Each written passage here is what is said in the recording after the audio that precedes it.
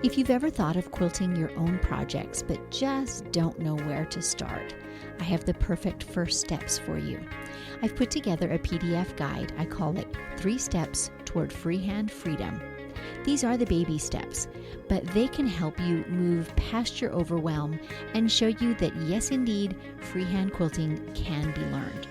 So if you'd like to snag this PDF, there's a link in the show notes, or if you're an Instagram user, just message me 3 steps. That's the number 3 STEPS, and I'll send you that link. Let today be the day you get started. I just want to tell you, I don't look at other people's work if I can help it. I look outside the industry of quilting to get inspiration. I don't copy. I try really hard to be inspired by fabric. Welcome to Measure Twice, Cut Once, the podcast where we hear quilters and other crafters' stories and draw encouragement and even life lessons from them. I'm your host, Susan Smith, coming to you from my quilting studio, Stitched by Susan. This is where my long arm Lucy and I spend lots of hours doing freehand, edge-to-edge quilting. If you're not a quilter and those terms mean nothing to you, it's basically doodling on a quilt top with a 50-pound pencil with needle and thread attached at very high speeds.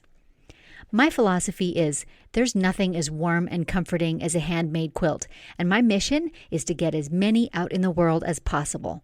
So I quilt for people, and I teach others to find freedom and joy in quilting for themselves. There are so many quilt makers and just as many stories. Quilting has been a bridge between generations, it has soothed loneliness and chronic pain, and it's been a beautiful expression of art and creativity that spans countries and cultures. Joining me today to tell us her story is Karen McTavish. Today's Pins and Needles is brought to you by The Will and Dave Show. Hi, I'm the Will half of The Will and Dave Show, a short little podcast that myself and the eponymous Dave like to record talking about the things that really matter to us, whether that's social, political, or pop culture. Usually we don't see eye to eye, but more often than not, we can find some common ground in there somewhere. And now, back to Pins and Needles, with a quick tip for all you sharp quilters out there. One of my favorite tools when I'm sewing a quilt is my rectangular ironing surface. So a typical ironing board is made with a dressmaker in mind. So it has the curved end on it because that's helpful when you're ironing, say, darts or an inserted sleeve or things like that. But when you're making long straight seams on a quilt, it's not as ideal. So my little remake is very simple. I took a piece of plywood. You can have yours whatever size you like it to be, but 2 feet by 4.5 is a good size. And I covered that with a layer of batting and then a layer of fabric. Wrapped that around the edges and stapled it securely on the underside. Also on the bottom, I put a system of very simple rails, the size of the original ironing board. So now when I set that new surface on top of the ironing board, it's nice and stable and can't slip around in any direction. Now I have square corners and long straight edges that I can line up my blocks and my rows for my quilt as I'm pressing. Really, really helpful.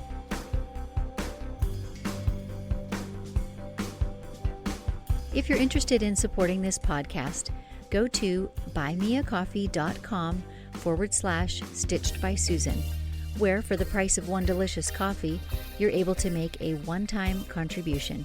This helps me get a better microphone and enables me to keep bringing you these weekly episodes. Thank you so much for your support, and maybe take a moment now to refill your cup as you settle back to enjoy today's interview.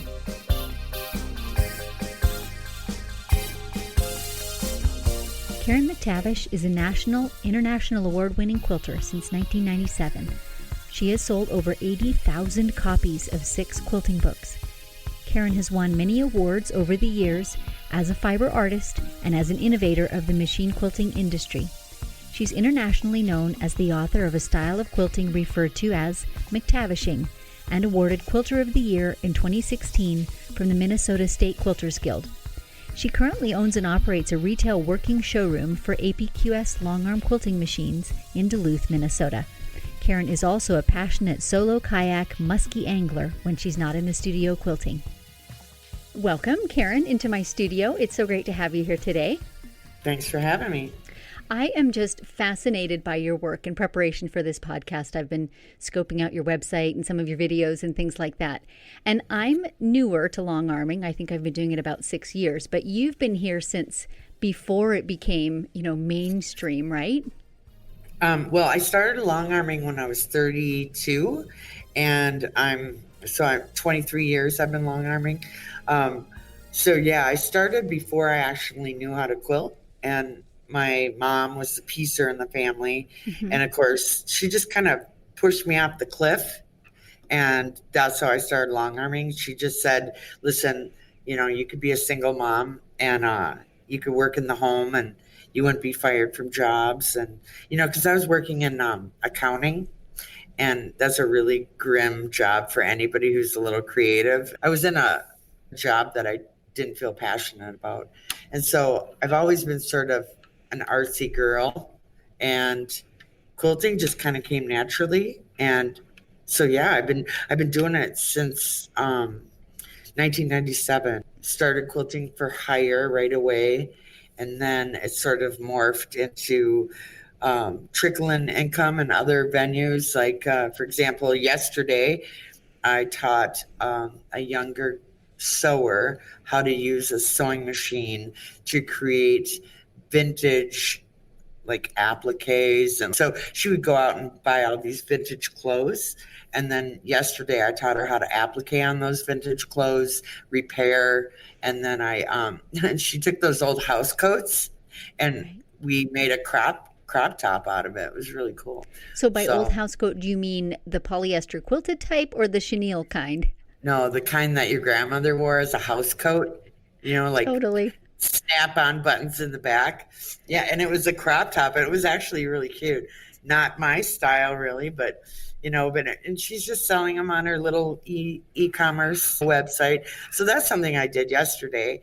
This weekend, I'm going to go set up a long arm. I work as a APQS showroom, so I have a showroom. I have 4 long arms in the studio. Half the studio is long arming, the other half is sewing. Cutting table, big ironing board, domestic machines. And then, so this weekend I'm setting up a long arm. And then today somebody came in and rented a long arm. And then while I'm doing all those little bits, I'm also custom quilting. So a quilt that can get done in 2.5 hours, is pretty easy. I mean, if you're renting, you want to be sort of renting a machine that's affordable, and you could say you did it all yourself. We also have a computerized quilting machine in the studio, and that is run by Cheryl. And Cheryl's our computerized guru, and she runs that machine during the week. It sounds to me then like you have a real community in your shop. You have a storefront, obviously, because you've said half of that is long arms and half of it is more the sewing process. So what's that community like? What kind of town size do you live in? What kind of people frequent your shop? Well, we're in northern Minnesota in Duluth, which is a little bit of a tourist area, a little bit of a university area. It's basically a town about 85,000. A lot of my custom work I get mailed in from all over the country.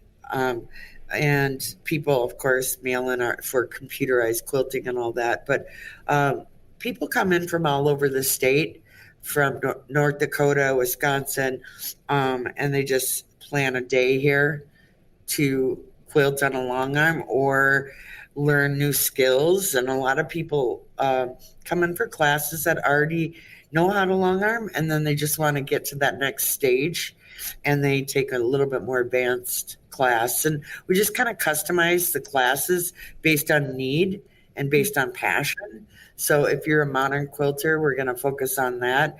If you're a traditional quilter, we're going to focus on all those elements that you want to learn. And I like to see what people are passionate about and get them to that stage. Right. Do you find that a number of your customers / students are repeat customers? Do they, do you see them start in the early stages and then the bug kind of bites and then they keep progressing and going on and learning new things? Yeah. And you want to learn the things that you feel joy, about, and then you just go crazy, So there's all these tricks and tips and all that I can teach somebody. And then from there, they just kind of go home and then keep focusing on, not backpedaling, just moving forward with your skill level. And then that always keeps everything fresh and new. So you do quite a lot of custom quilting, but maybe for our listeners, in case some of them aren't long armors, maybe give us a few ideas of what different styles you see people taking up. For example, I love doing freehand edge-to-edge work. That's where my joy is. That's very different from doing detailed custom quilting. So what are some of the styles that you see people picking up and diving into? Right. So, for example, yesterday we had an advanced student come in and we did ruler work, and we focused in on stitching in the ditch. And ruler work is basically very similar to domestic machine quilting, where you put on your walking foot and you achieve that straight line in the ditch. And the ditch is sort of, elusive. You're either in it, out of it, or trying to get back in it again, and it's just kind of a nightmare. So some of the tricks that I taught this student who was here for 8.5 hours, we just had to quilt down her hexies, and they're really teeny little hexies. So we went with a nylon thread, so we didn't have to color change. We're just trying to achieve the texture. So some of the tricks with that is using a nylon clear thread to stabilize the quilt. So a domestic machine, you could do that starting in the middle of the quilt. And with long arming, we start at the top and work our way down, like we're reading a book, left to right, until we're done. With domestic machine quilting, you would start in the middle, work your way out. The long arming is pretty painless in terms of physical, pain. Your feet might hurt. You might get a little stiff in the knees, but you're standing all day. Domestic machine quilting, your shoulders hurt because you're moving around the quilt. Your hands get a little bit tired and you're gripping, and you need those gloves to, get control over your quilt. But some people are just learning the stitch regulator. And now I'm not a diehard to have the stitch regulator on person. I tend to just do straight line quilting in stitch regulated mode. I feel that it's easier to achieve your desired freehand filler when you're in non-stitch regulated. I agree with you. You can go a lot faster. So you have to give up that perfect stitch. But if you've been quilting for a while, like so. Do you find with your students, I find this with mine to be true, that turning off the stitch regulator really forces you to learn to stitch smoothly and evenly? And honestly, that's a skill you need. And when you have that stitch regulator on, it can kind of mess with that a little bit. Well, if you're doing a curve, you're hearing this sound that goes, you can't really, feel smooth when that thing is, you feel the drag of the needle. And we have a really nice sensitive stitch regulator, and but the sound messes with you, so I like just that constant speed that's just nice and smooth. And that's where the fun part comes in, where you can really play. So I started back in the day when they didn't have YouTube and they didn't have internet in your home and they didn't have stitch regulation. So I was stitching in the ditch, sometimes just holding my breath. They didn't even have rulers or any tools. So I was just like holding my breath and praying to God that I nailed that border, So I learned how to stitch or how to quilt without a stitch regulator. And so I have a really easy time going back to free motion, manual mode, constant speed, or whatever you call it.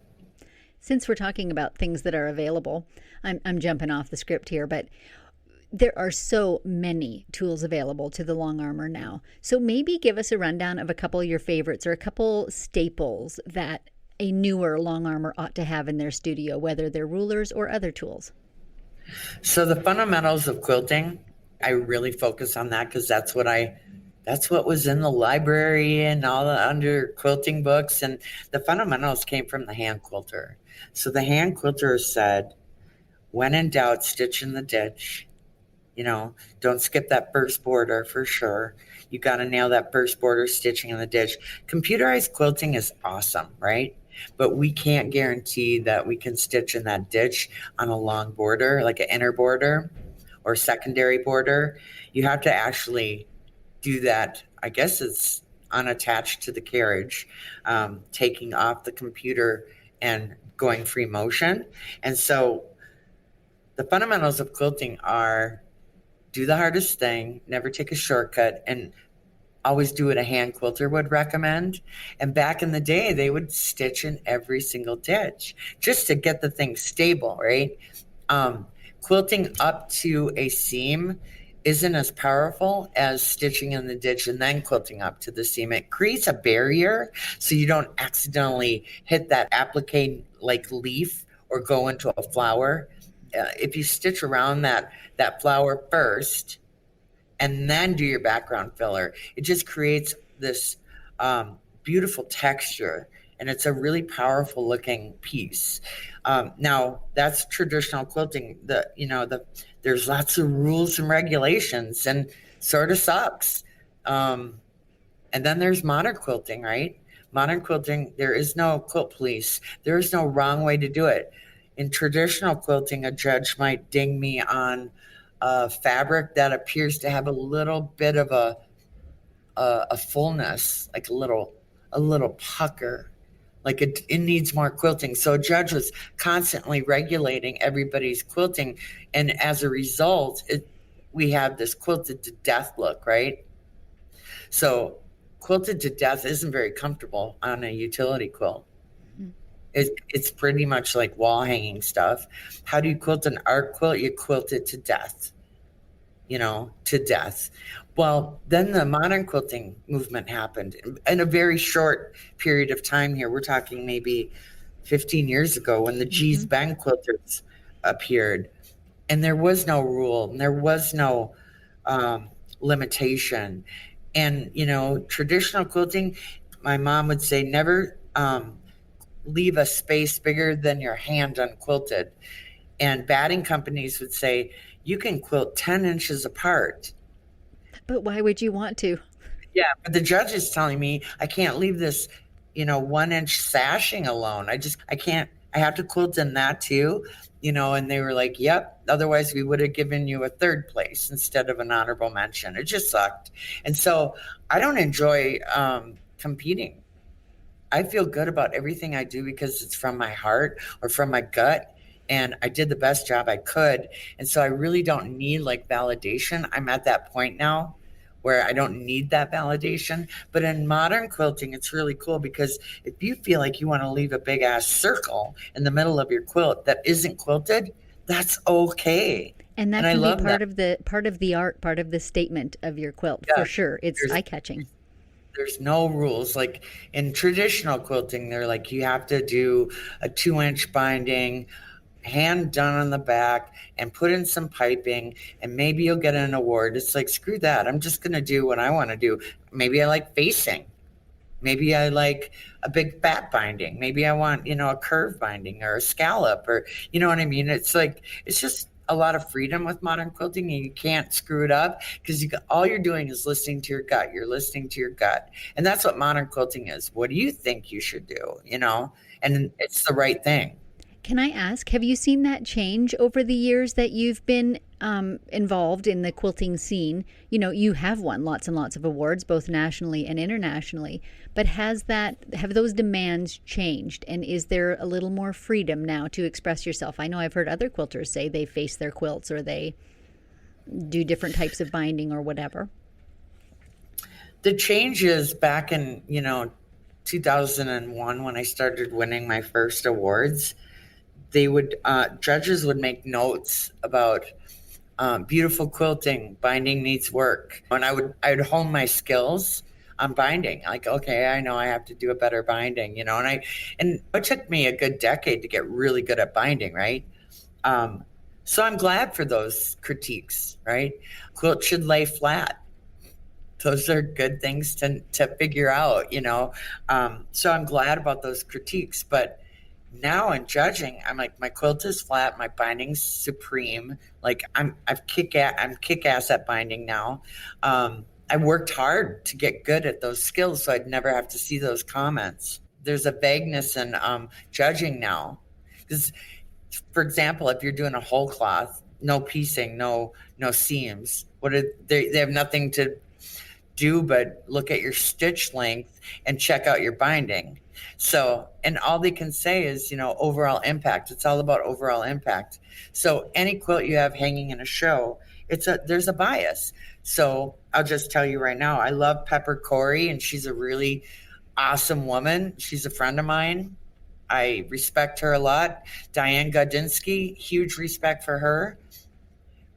They're all their genre is machine quilting or hand quilting. They're judges. I respect everything they have to say, but I don't feel bad if Pepper Corey doesn't like my work, because she likes people who bury their threads. On a long arm with a bobbin thread, that's just not realistic. I'm willing to hand applique or do hand binding and spend a ridiculous amount of hours quilting. Unheard of, right? It's 3-4 weeks sometimes. I'll just quilt something and I'll spend so much time. It seems crazy, but Pepper Corey likes to see, and she's looking for buried threads. That's her pet peeve, but that's not mine. So I'm not going to do well, when she judges the show. It's fine. I already know that going in. And I feel bad because most of these quilts getting judged are my customers. I'm like, well, Pepper Corey really likes it when you bury the thread on your stops and starts. And there's long armers that are doing that. And I just want to say that it's a hand quilting thing. One thread, bury it, pop it in. But we have a bobbin, right? Mm-hmm. So a really good stop and start is where you can travel over that stop and start, get back to it somehow, and then you kind of you just kind of backstitch over it and then clip it with a horizontal scissors, and it's in there. It takes a while to get out if you needed to. I agree. The truth of the matter is that we have to remember is that judges are human too.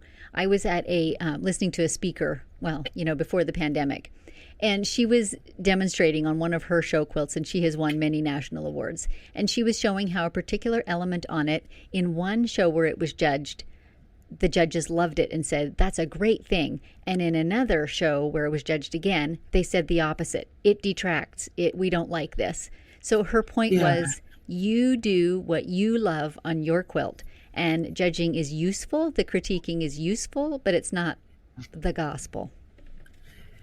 Absolutely not. Yeah. The best comments I ever got were like kind of funny. Like the judges would say, machine quilter appears to be having way too much fun quilting her quilt. That's hysterical. That's the kind of comment you like to read, quite honestly. Yeah. And it didn't hurt. But when they tell you, they may make comments about your quilt with a technique that you didn't even use. Oh, that's funny. And so, do you have a good example? So I'll just tell you really quick that I have 5 videos that were attached to books that I had published. My publisher and I published 6 or 7 books. And then in 2015, they went on a print. My publishers retired.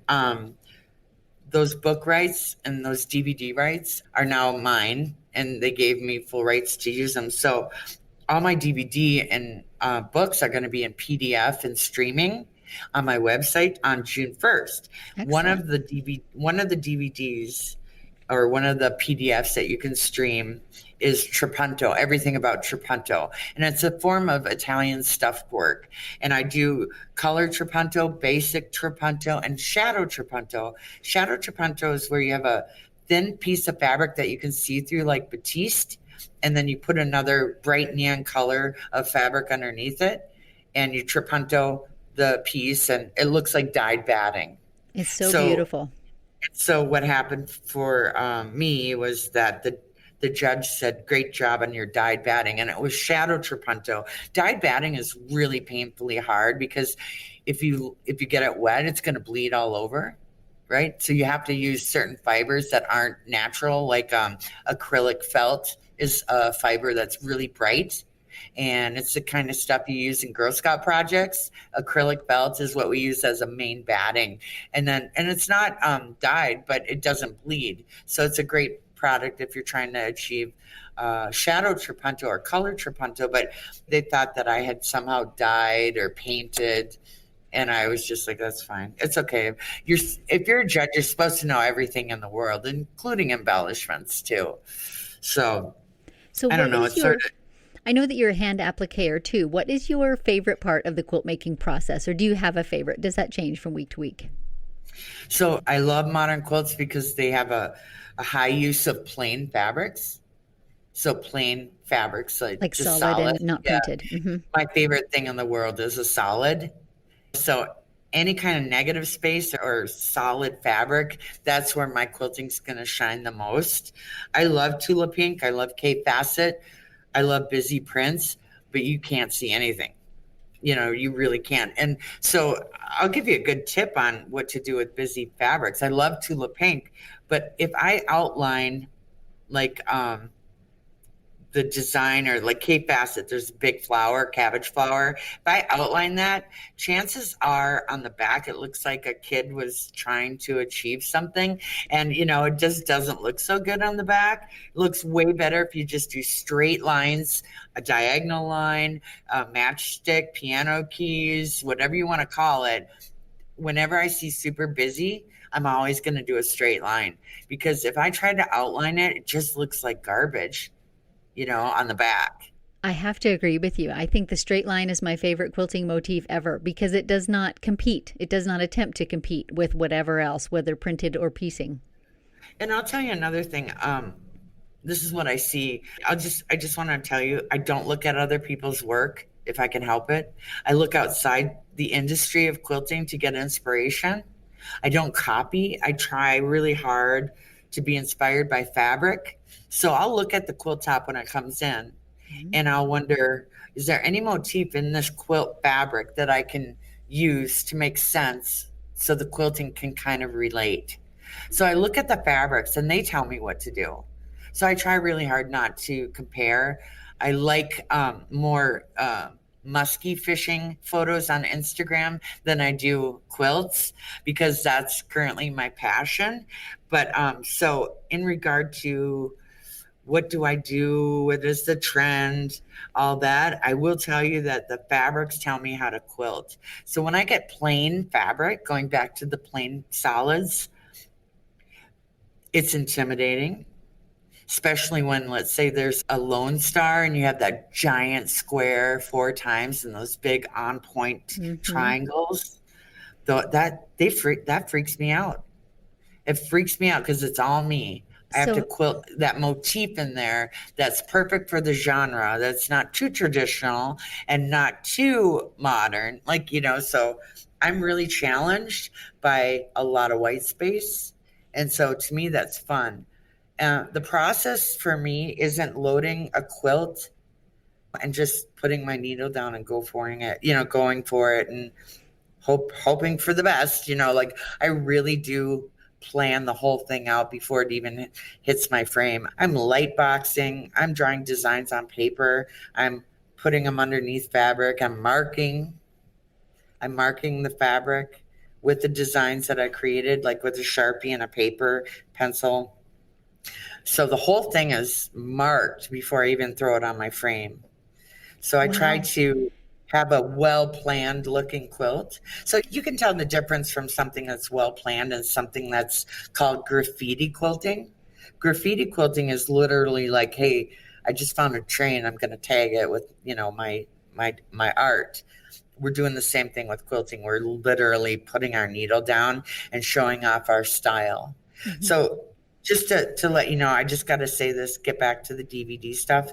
We finally, after 5 years, have got it in a streaming fashion, and it's taken forever to get it to a point where we can upload. So all my books and DVDs are now going to be on my website, which is freaking huge. I can't tell you how bad I've been ghosted by tech dudes I'm like, hey, I've got all this content and I need it on my website. They're like, yeah, I'll totally do that. We'll circle back and put a pin in that and blah, blah, blah. And I've been ghosted for like 5 years on these tech dudes. And it's like, to be honest with you, I don't trust anybody but women anymore. So, like, I only trust women to get things done because they pull through. And it's just like, it's insane how you want maybe your website to look really nice, and all they want to, all these tech people just forget about that you want to hire them. And so I've decided I'm only going to support women for the next, like, forever. don't they say if you want something done, ask a busy woman? I know my mother used to say that because I'm telling you, that's who gets things I'm, done. I'm done. If you're a dude and I'm going to write you a check, I'm going to say sorry. I'm going to ghost them. Because it's just like it's really hard to get things done when you like I want all this content on a streaming service, like through Shopify or something. But it's so stupid. It took me 5 years to get all that on. And then we're going to do some YouTube stuff too. But mostly we're just going to give it all away and we're going to have it available on a streaming. Can I ask in what format that's going to be available? So you're saying books and DVDs. So are there like video instruction or the printed page, but you're just reading it digitally?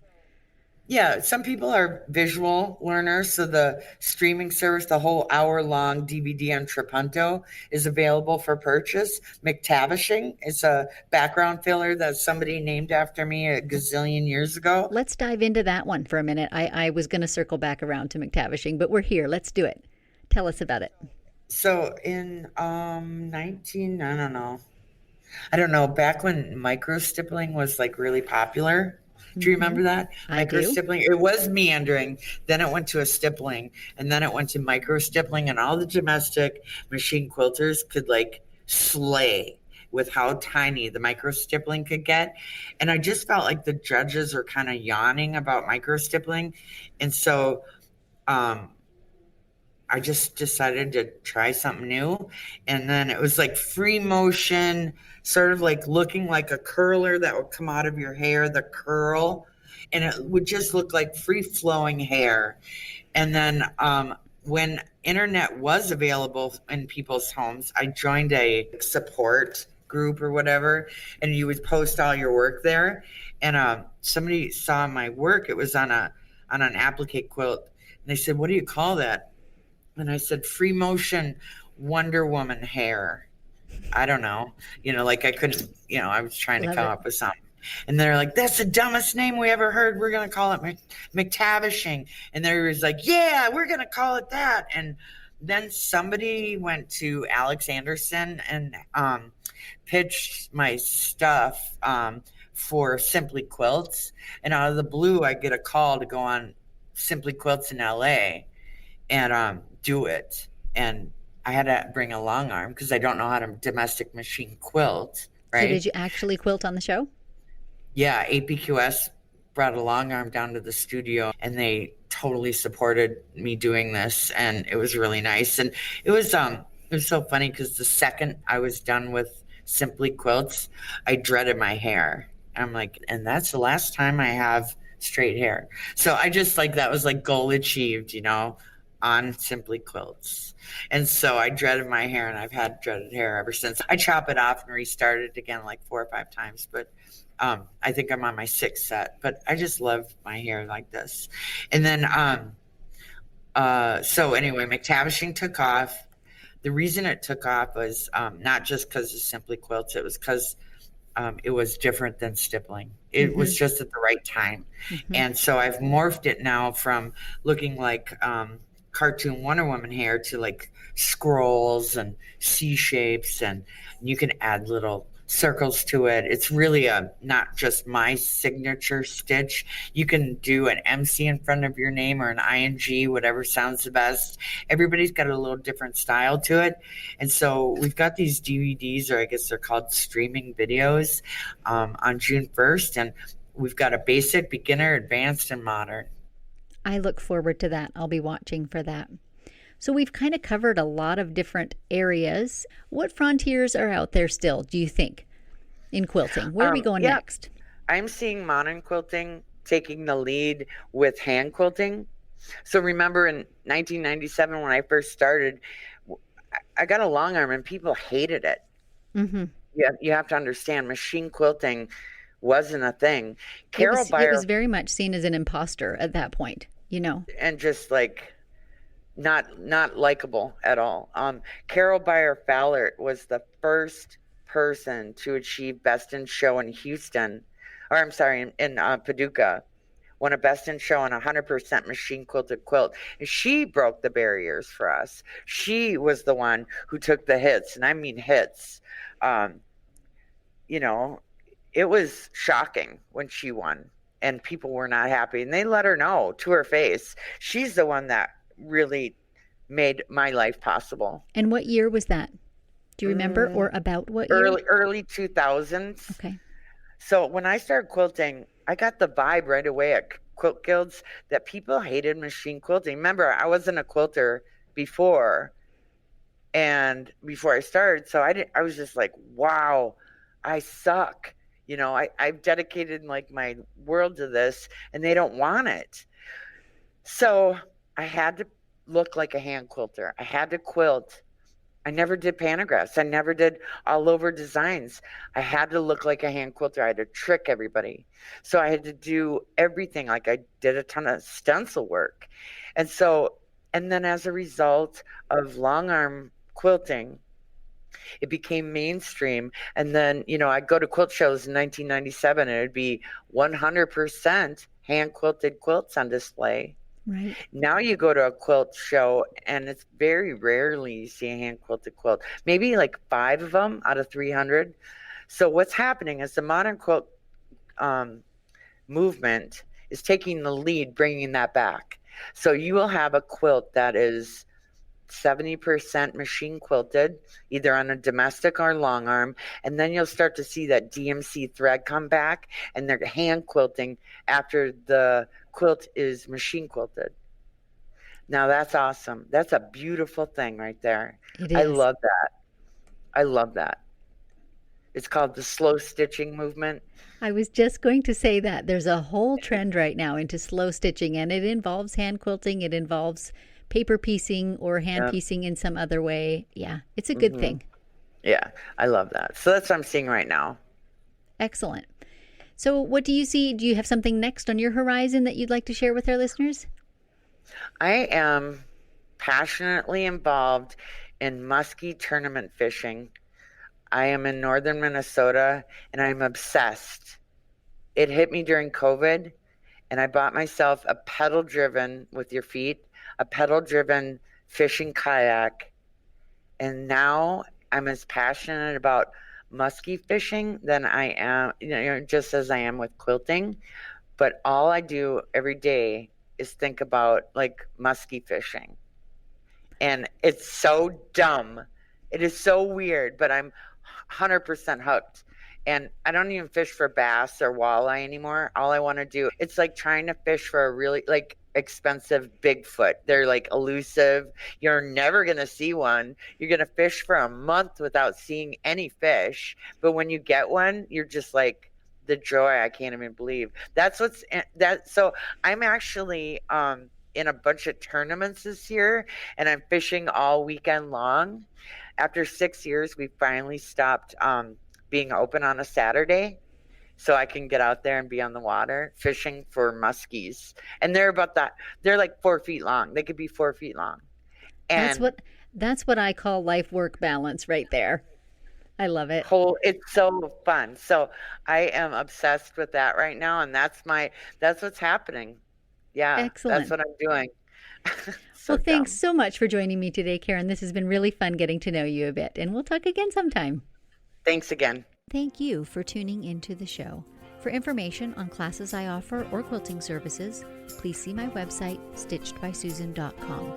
If you're a long-arm quilter and looking for freehand tips, take advantage of the live and unscripted episodes on my Facebook page, Stitched by Susan.